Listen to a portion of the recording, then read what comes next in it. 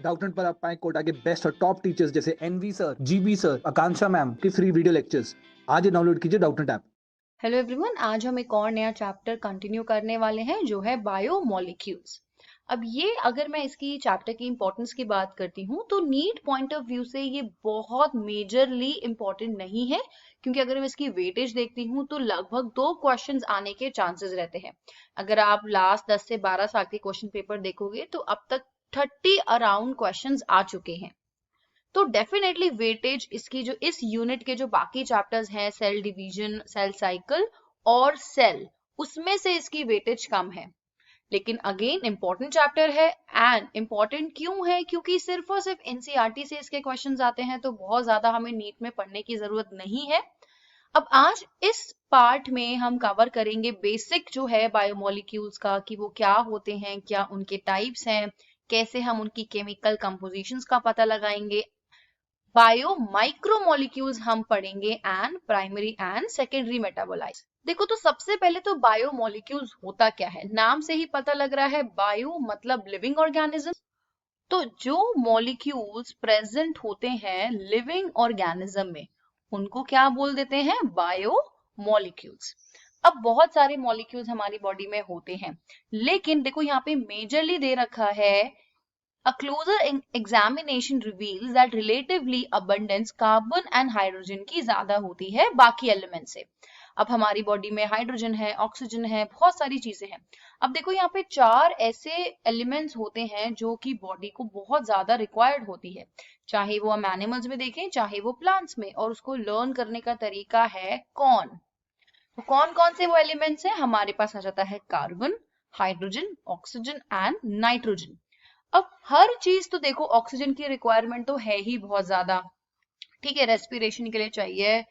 अगर हम carbon dioxide की बात करते हैं, again it is important photosynthesis, वो उसमें कार्बन होता है। उसके अलावा हमारी बॉडी में जितनी भी चीजें होती हैं, चाहे एंजाइम्स होते हैं, प्रोटीन्स होते हैं, हार्मोन्स होते हैं, वो क्या है? सभी की सब चीजें एक हाइड्रोकार्बन चेन से बनी होती है, इसीलिए कार्बन और हाइड्रोजन अबंडेंट अमाउंट में चाहिए।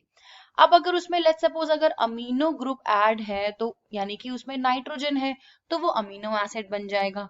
उसी तरीके से उसमें क्या ऐड है, तो वो हमारे different different glucose, starch, hormones, अलग अलग प्रोटीन्स हो गए, न्यूक्लिक एसिड हो गए, उस हिसाब से वो डिफरेंट डिफरेंट बायोमोलिक्यूल्स बना देगा। अब देखो, बायोमोलिक्यूल्स अगर हम देखेंगे तो बेसिकली 2 टाइप के होते हैं, एक ऑर्गेनिक और एक होते हैं इनऑर्गेनिक या फिर नॉन ऑर्गेनिक। अब इसमें इनऑर्गेनिक में कैसे आ जाते हैं? इसमें सारी मिनरल्स आ जाती हैं, इसमें सारे गैसेस आ जाते हैं, ऑक्सीजन जैसे जो हमें रिक्वायर्ड होते हैं। ऑर्गेनिक अबंडेंट में होते हैं, और बेसिकली इसको लर्न करने का सबसे सिंपल तरीका है, ये जो कि होते बने होते हैं हाइड्रोकार्बन चेन से। इसलिए मैंने बताया था कि हाइड्रोजन और कार्बन सबसे ज्यादा अबंडेंट अमाउंट में होते हैं। अब हम स्टार्ट करते हैं केमिकल कंपोजिशन हम कैसे एनालाइज करेंगे। तो अगर मुझे किसी की केमिकल कंपोजिशन पता करनी है तो उसके लिए केमिकल एनालिसिस करना पड़ेगा। अब देखो, कुछ नहीं है, बहुत सिंपल है। हम एक लिविंग टिश्यू लेंगे, हमें पता करना है उस लिविंग टिश्यू में क्या क्या है। तो कोई वेजिटेबल पील ले सकते हैं, कोई एनिमल टिश्यू ले सकते हैं, जैसे लिवर का सेल हो गया, ठीक है। अब उसको हम अच्छे से ग्राइंड कर लेंगे मोटार और पेसल यूज करके। अब इसके अंदर उसमें डालेंगे ट्राई क्लोरो एसिटिक एसिड। ये हम क्यों डालते हैं? क्योंकि जो भी चीजें हमको पता करनी है, चाहे वो कोई भी प्रोटीन्स हैं या कार्बोहाइड्रेट्स हैं, तो ये उसकी प्रेसिपिटेशन में हेल्प करता है, ताकि वो इजीली सेपरेट आउट हो जाए। अब जब ये प्रॉपर एक स्लरी मिल जाएगी तो हम एक पतला सा कपड़ा लेके, जैसे चीज क्लॉथ बोलते हैं, उसकी फिल्ट्रेशन कर लेंगे। तो जो भी चीजें पास हो गई हैं उसको बोलते हैं फिल्टरेट। अब देखो, सिंपल सी चीज है, यहाँ पे मैंने ट्राइक्लोरो एसिटिक एसिड डाला था, तो एसिड के साथ जो चीजें नीचे चली जाएंगी, मतलब कि लेट्स सपोज ये मेरा चीज क्लॉथ है, यहाँ पे कुछ सब्सटेंस रह गया है, और यहाँ पे जो भी मेरा एसिड आएगा तो वाटरी सा है वो नीचे आ जाएगा। अब डेफिनेटली एसिड के संग कुछ तो चीजें होंगी, कुछ तो सॉल्यूट होगा जो इसके अंदर मिक्स होगा। तो वो जो चीजें फिल्टरेट के अंदर होंगी वो क्या होंगी? एसिड सॉल्युबल होगा। क्योंकि वो एसिड में सॉल्युबल होके नीचे आ गया है तो उसको एसिड सॉल्युबल पूल बोलेंगे। और जो यहाँ पे रिटेन रह गया है वो डेफिनेटली एसिड के संग सॉल्युबल नहीं हुआ, तो वो रेटिनेट हो जाएगा एसिड इनसॉल्युबल। तो इस टेक्निक से फिर हम फर्दर उसकी एनालिसिस करेंगे कि हमें कौन कौन से ऑर्गेनिक कंपाउंड्स मिले उस एसिड सॉल्युबल पूल। तो हमारी इस क्लास में हम ये चीज डिटेल में नहीं पढ़ेंगे, लेकिन उसमें बहुत सारे प्रोसीजर होते हैं, सेपरेशन टेक्निक्स होती हैं, जिसमें कि हम जो जो भी ऑर्गेनिक कंपाउंड्स उसमें प्रेजेंट है उसको पता लगा सकते हैं, प्रॉपर उसकी आइसोलेट करते हैं, उसको प्यूरिफाई करते हैं, उसका मॉलिक्यूलर फॉर्मूला पता लगाते हैं। तो जो भी चीजें हैं हमें पता लग जाएंगी उस सेल के अंदर क्या क्या था। लेकिन अल्टीमेटली जो भी चीजें हम पता कर रहे हैं तो वो जो उनके अंदर प्रेजेंट है वो है क्या, बायोमोलिक्यूल्स। अब ये तो मैंने आपको बता दिया है कि उसमें हमारे इनऑर्गेनिक भी आ जाएंगे एज वेल एज ऑर्गेनिक भी आ जाएंगे। तो अगर मुझे पता लगाना है कि ये इनऑर्गेनिक कितनी अमाउंट में प्रेजेंट है तो उसको करने का एक डिस्ट्रक्टिव तरीका है। मतलब हमारा जो सैंपल है वो डिस्ट्रक्शन हो जाती है, लेकिन हम डेफिनेटली एनालिसिस कर लेते हैं। तो उसमें क्या करेंगे, जो भी हमने टिश्यू लिया है उसका हम सबसे पहले एक वेट वेट कैलकुलेट करेंगे कि उसका इनिशियल वेट क्या था। अब उसमें उस टाइम तक तो सारी चीजें थी तो उसके अंदर वो सब कुछ होगा, चाहे वो लिवर है या सेल है, सब चीजें होंगी। अब जब सारा का सारा उसमें जो वाटर है वो इवेपोरेट हो जाएगा तब उसका ड्राई वेट आ जाएगा। अब क्या करेंगे, उस टिश्यू को कंप्लीटली बर्न कर देंगे। बर्न करने के बाद क्या होगा, जो भी कार्बन जैसे कंपाउंड्स होंगे, चाहे वो हाइड्रोकार्बन चेन्स ही क्यों नहीं हो, वो सारी बर्न हो जाएगी, ऑक्सीजन के अंदर ऑक्सीडाइज हो जाएगी गैसियस फॉर्म में, कार्बन डाइऑक्साइड बन जाएगा, वाटर वेपर बन जाएगा और डेफिनेटली वो रिमूव हो जाएगा।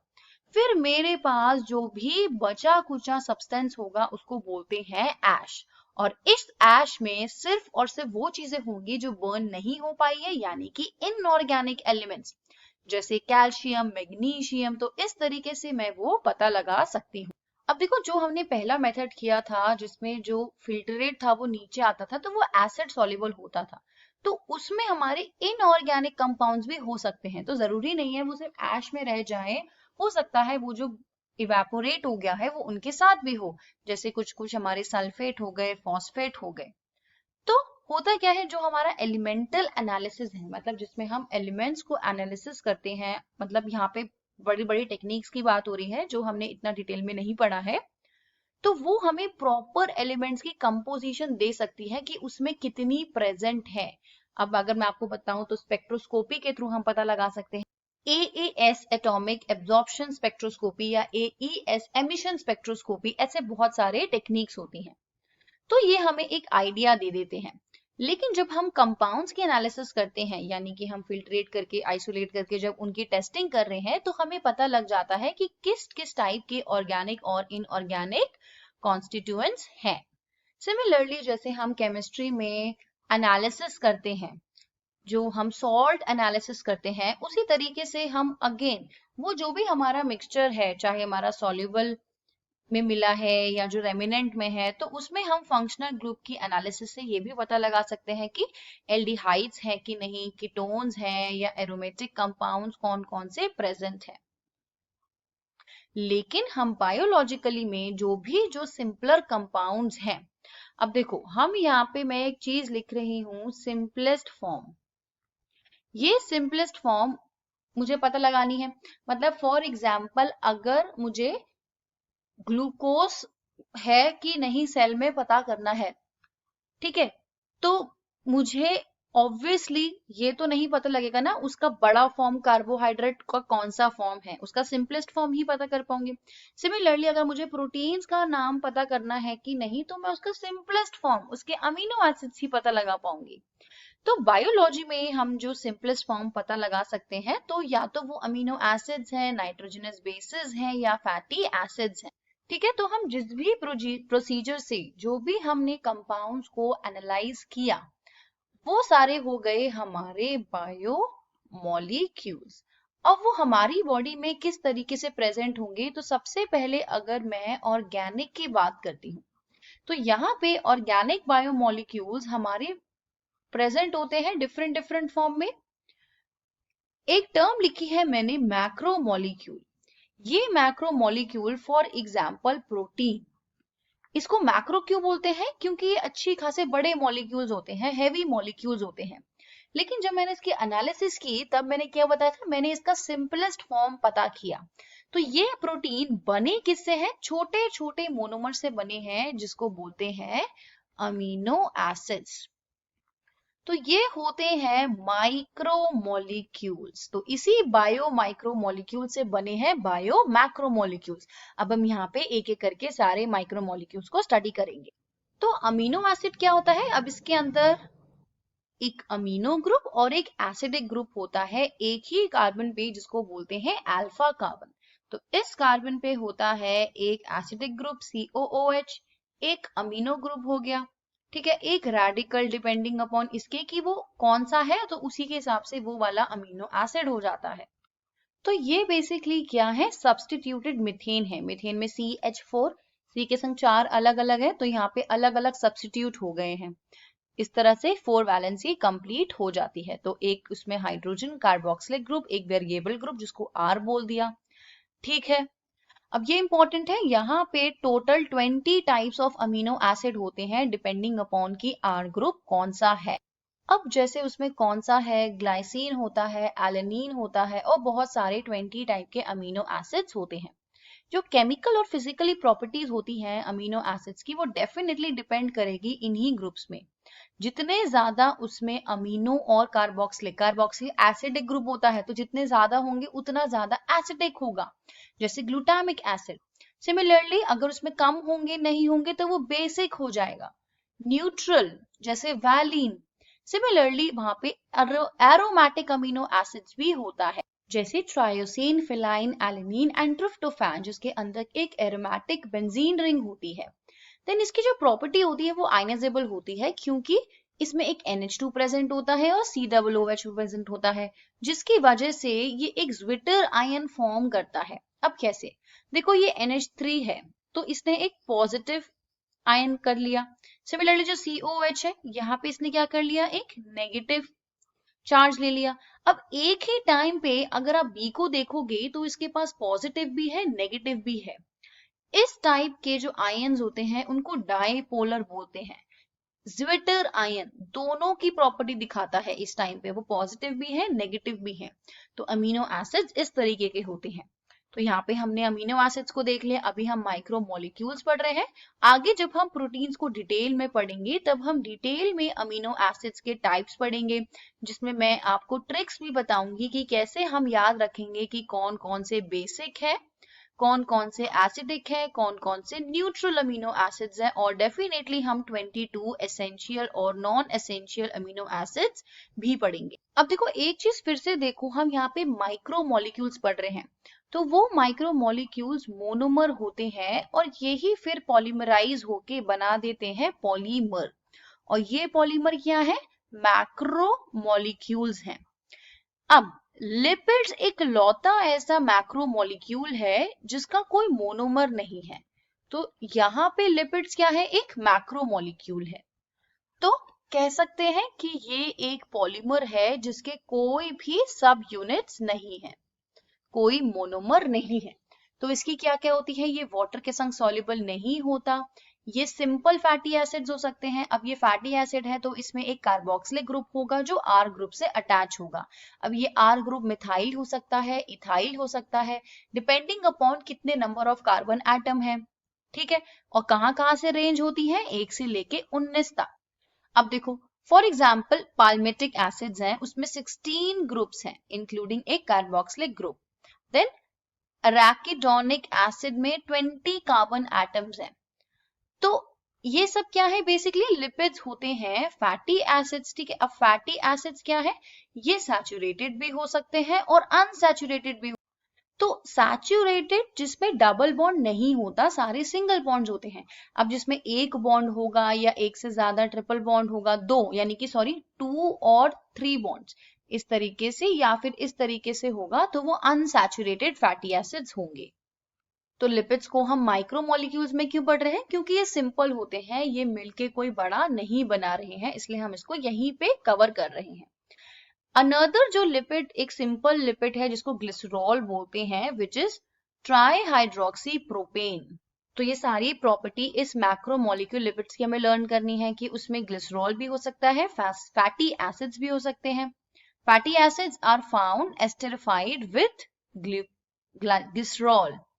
देन ये मोनोग्लिसराइड भी हो सकते हैं, ड्राई ग्लिसराइड भी हो सकते हैं एंड ट्राई, डिपेंडिंग अपॉन कितने उसमें प्रेजेंट है, एक तो मोनो, दो तो डाई.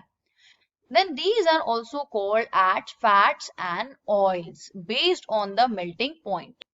तो बेसिकली लिपिड क्या है, एक मैक्रोमोलिक्यूल जिसको हम क्या बोल देते हैं, फैट्स एंड ऑयल. बाद में हम इसको डिटेल में भी पढ़ेंगे कि कौन कौन से हमारे मैक्रोमोलिक्यूल्स हैं. ऑयल्स के पास कम मेल्टिंग पॉइंट होता है, तो ये ऑयल की तरह ही रहते हैं, विंटर्स में जमते नहीं है. वेयर एज जो फैट है, जो हमारा घी होता है, वो सॉलिडिफाई हो जाता है क्योंकि उसका मेल्टिंग पॉइंट डिफर करता है ऑयल से. Then some lipids have phosphorylated organic compounds in them, इसलिए उनको phospholipids भी बोलते हैं. अब लिपिड्स की जो सबसे इंपॉर्टेंट चीज है कि वो सेल मेम्ब्रेन में प्रेजेंट होती है. हमको पता है कि जितनी भी सेल मेम्ब्रेन होती है वो किससे बनी होती है, बाय लिपिड लेयर, जिसके अंदर प्रोटीन्स इंटीग्रेटेड होते हैं, तो वो यही लिपिड होता है. Lecithin is one of the example. अब हम पढ़ेंगे बाद में जब मैक्रोमोलिक्यूल्स, तो उसी में हम देखेंगे न्यूक्लिक एसिड्स भी. तो देखो न्यूक्लिक एसिड एक मैक्रोमोलिक्यूल्स है. अब जैसे प्रोटीन्स अमीनो एसिड से बना है, लिपिड तो खुद लिपिड का ही सिंपल मॉलिक्यूल है, तो बेसिकली फैटी एसिड्स लिपिड है. तो ये न्यूक्लिक एसिड किससे बना है, तो देखो इसके जो माइक्रोमोलिक्यूल्स होते हैं वो बहुत सारी चीजें होती हैं. तो यहाँ पे इस पैराग्राफ में वो सब लिखा है. तो एक न्यूक्लिक एसिड के मोनोमर्स क्या हो गए, नाइट्रोजनस बेसिस, जैसे adenine, guanine, cytosine, uracil, thymine. और जब ये अटैच हो जाते हैं एक शुगर से, तो ये न्यूक्लियोसाइड्स बन जाते हैं. अगर इसमें फॉस्फेट ग्रुप ऐड हो जाता है फिर से, तो ये न्यूक्लियोटाइड्स बन जाते हैं, जैसे adenosine, guanosine, thymidine, uridine and cytidine. ये क्या हो गए, न्यूक्लियोसाइड्स हो गए. उसी तरीके से एडिनिलिक एसिड, थाइमिडिक एसिड और ये सब क्या हो गए, न्यूक्लियोटाइड्स हो गए. तो न्यूक्लिक एसिड्स हमारे पास डीएनए, आरएनए होगा जिसके अंदर न्यूक्लियोटाइड्स होते हैं, और ये जेनेटिक मटेरियल होता है. तो ये हम तब पढ़ेंगे डिटेल में जब हम मैक्रोमोलिक्यूल्स करेंगे. तो ये जितने भी हमें डायग्राम दे रखे हैं, ये हमें मोनोमर्स दे रखे हैं. किसके, ये हमारे हो गए न्यूक्लिक एसिड के लिए, ठीक है. उसके बाद ये हमारे फैट्स एंड ऑयल हो गए. हमने पढ़ लिया कि ये अमीनो एसिड्स हैं. अब अमीनो एसिड्स किससे बने हैं, ये क्या है, प्रोटीन्स जो बने होते हैं अगेन अमीनो एसिड से. तो इसी तरीके की चेन ऐड होती रहती है और ये मिलके एक मोनोमर बनाते हैं. सिमिलरली हम कार्बोहाइड्रेट्स भी पढ़ेंगे मैक्रोमोलिक्यूल्स में. अब उसके अलावा यहाँ पे ऊपर आपके दो चीजें थी टेबल्स जो हमको नहीं छोड़ने हैं. जितने भी इनऑर्गेनिक कंस्टिट्यूएंट्स होते हैं ये ऑर्गेनिज्म में, लिविंग टिश्यूज में, और इसकी कितनी अमाउंट होती है, अगेन ये भी हमको अच्छे से पढ़ना है. उसके अलावा हम नेक्स्ट टॉपिक में आ जाते हैं which is primary and secondary metabolites. देखो अब हमने जितने भी अभी तक मॉलिक्यूल्स पढ़े, बायोमॉलिक्यूल्स, तो वो हमारे मेटाबोलाइट्स कहलाते हैं. मेटाबोलाइट्स मतलब बेसिकली उनको हम यूज कर रहे हैं, और उसी के डिपेंडेंट में दो टाइप के मेटाबोलाइट्स होते हैं. एक जिनको बोलते हैं प्राइमरी मेटाबोलाइट्स और दूसरे सेकेंडरी मेटाबोलाइट्स. अब देखो प्राइमरी मेटाबोलाइट्स क्या होता है, जैसे हमने देखा है कि प्लांट में या एनिमल्स टिश्यू में बहुत सारे ऐसे कंपाउंड्स होते हैं जिनको हम यूज करते हैं. अब यूज किस किस चीज में करते हैं, जैसे फॉर एग्जाम्पल नॉर्मल ग्रोथ होती है. तो नॉर्मल ग्रोथ जैसे प्लांट अगर बढ़ रहा है तो उसको हार्मोन्स चाहिए. हार्मोन्स के अंदर अगेन कार्बन, हाइड्रोजन होगा, अमीनो एसिड्स होंगे, तो वो नॉर्मल ग्रोथ के लिए चाहिए. सिमिलरली अगर प्लांट को या एनिमल को डेवलपमेंट करनी है, ठीक है, या फिर लेट्स सपोज जो भी चीजें रिप्रोडक्शन के लिए चाहिए, अगेन जो भी हार्मोन्स, एंजाइम्स जो डाइजेशन के लिए चाहिए, तो जो भी नॉर्मल प्रोसेसेस परफॉर्म करने के लिए प्लांट को जितनी भी चीजों की रिक्वायरमेंट होती है उसको बोलते हैं प्राइमरी मेटाबोलाइट्स, जो यूज होता है, प्राइमरी जिनका फंक्शन है. वेयर एज जब ये सारी चीजें परफॉर्म हो रही है इन प्राइमरी मेटाबोलाइट को यूज करने में उसी के वक्त वहां पे कुछ ऐसी चीजें प्रोड्यूस हो जाती हैं जिनको बोलते हैं सेकेंडरी मेटाबोलाइट्स। अब जैसे यहाँ पे दे रखा है कि हमारे पास क्या हो गए, एल्कलॉइड्स, फ्लेवोनॉइड्स, रबर्स, एंटीबायोटिक्स हो गए, या ये सब हो गए। तो ये क्या हुए, फ्रॉम जो नॉर्मल ग्रोथ प्रोसेसेस हैं जिसमें प्राइमरी मेटाबोलाइट्स को यूज किया, उसके बाद ये सब प्रोड्यूस हुए। जैसे प्लांट है वो नॉर्मल ग्रोथ करता है, तो जो भी मेरिस्टेमेटिक टिश्यू ग्रोथ हो रही है, सेकेंडरी ग्रोथ हो रही है, उस सब में प्राइमरी मेटाबोलाइट्स का यूज हो रहा है। अब जब वो चीजें ग्रो हो गई हैं तो वहां पे रबर की प्रोडक्शन होती है, टैनिन्स की प्रोडक्शन होती है, फ्लेवोनॉइड्स की प्रोडक्शन होती है। तो ये सब क्या हो जाते हैं, सेकेंडरी मेटाबोलाइट। तो देखो जैसे यहाँ पे लिखा है, जो नॉर्मल फिजियोलॉजिकल में हेल्प करे वो हो गए हमारे प्राइमरी मेटाबोलाइट्स। सेकेंडरी मेटाबोलाइट्स का जरूरी नहीं है कोई यूज हो, क्योंकि देखो प्लांट्स में इतनी सारी चीजें प्रोड्यूस हो रही हैं, उसका डायरेक्टली प्लांट्स को तो यूज नहीं हो रहा है, लेकिन डेफिनेटली ह्यूमन वेलफेयर में उसका यूज है। हमें रबर्स चाहिए होते हैं, हमें ड्रग्स बनाने हैं, स्पाइसेस बनाने हैं, सेंट्स बनाने हैं, डाइज बनाने हैं, तो उन सब में इसी सेकेंडरी मेटाबोलाइट्स का यूज होता है। तो अगेन हम ये वाला टेबल अच्छे से लर्न कर लेंगे। तो ये था हमारा ये पार्ट। अभी हमने क्या किया, हमने देख लिया कि बायोमोलिक्यूल्स क्या है, उसकी कंपोजिशन हम कैसे निकालते हैं। देन हमने देखा कि कौन कौन से हमारे एसेंशियल माइक्रो मॉलिक्यूल्स होते हैं। अब हम मैक्रो मॉलिक्यूल्स पढ़ेंगे जिसमें हम माइक्रो मॉलिक्यूल्स को फिर से रिवाइज करेंगे। Thank you.